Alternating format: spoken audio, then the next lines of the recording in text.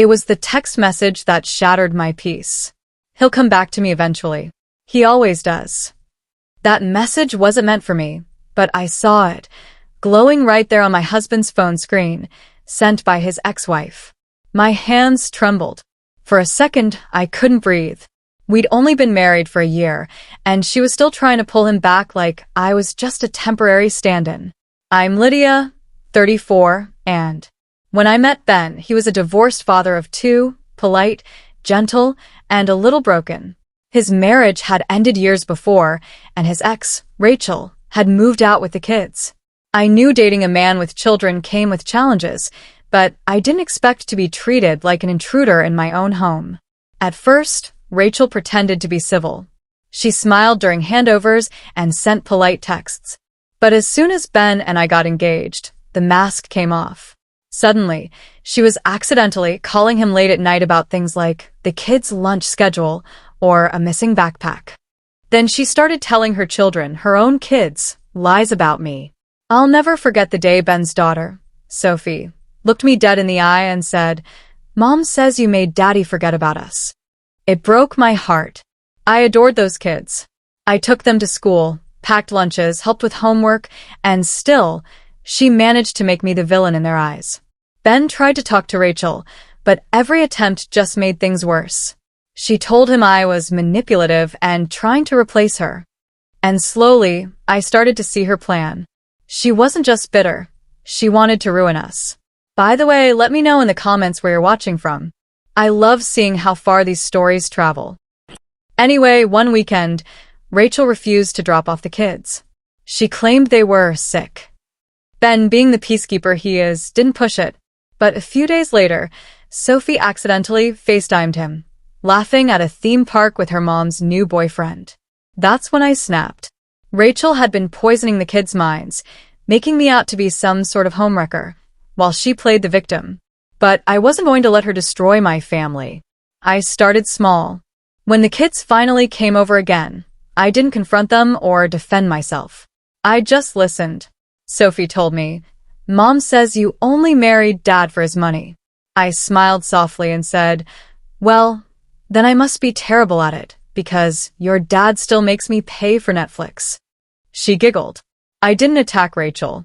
Instead, I started showing the kids the truth, through actions. We baked cookies, watched movies, and I let them see how much their dad and I loved each other. But Rachel wasn't done. One night, Ben got an email from the school counselor. Apparently, Rachel had told them I was verbally abusive toward her children, and they were investigating. My stomach dropped. That kind of accusation could ruin me. The counselor wanted to meet with me, Ben, and Rachel together. That night, I couldn't sleep. I stared at the ceiling thinking, how far will she go? I knew I couldn't keep playing defense.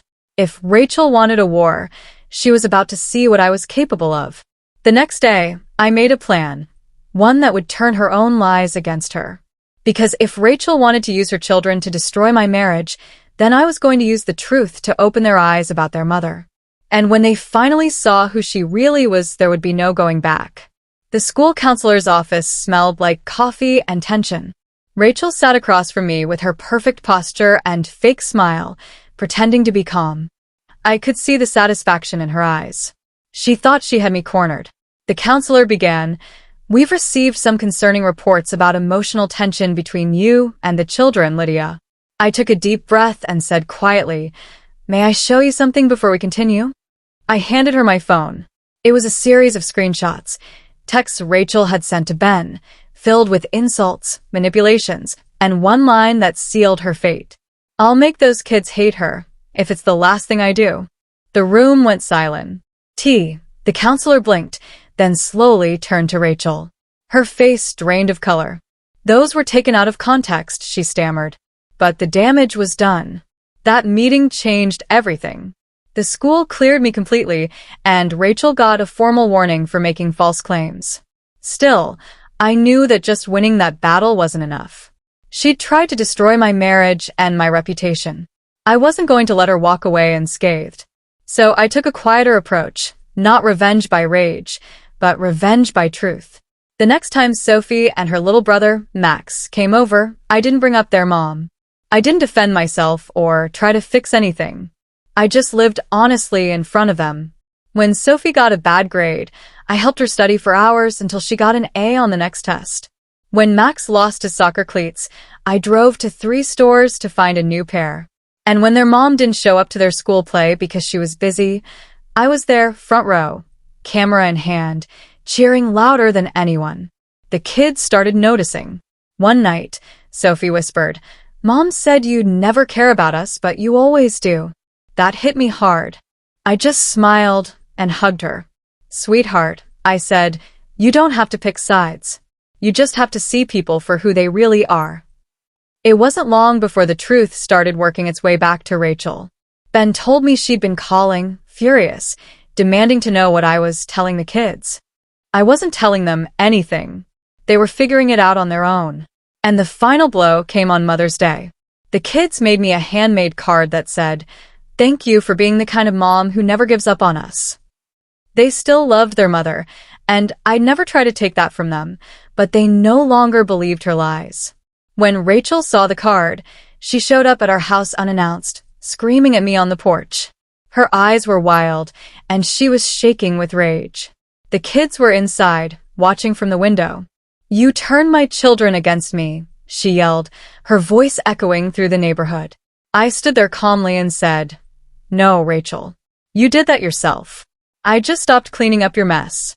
For a moment, she was speechless. Her face twisted in fury, but behind all that anger, I saw something else, guilt. She realized she'd finally lost control. Then she stormed off, tires screeching as she drove away. For the first time, she never came back to stir trouble again. That night, I cried, not out of guilt or anger, but pure relief. I hadn't just saved my marriage. I'd built something real with those kids, something that couldn't be broken by lies or jealousy. And Ben? He hugged me tight and said, "You didn't just prove her wrong. You showed all of us what grace looks like." I learned something powerful through it all. Sometimes revenge isn't about destroying someone. It's about standing so strong that their own actions destroy them instead. It's about letting their own actions expose who they really are.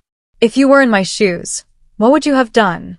Would you have fought back harder or stayed silent like I did? Tell me in the comments. I really want to know what you would have done in my place and why. And if you liked my story, don't forget to subscribe for more dramatic, true-life stories like this one, filled with love, betrayal, and redemption. Because trust me, life has a way of writing the best revenge stories all on its own, often when we least expect it.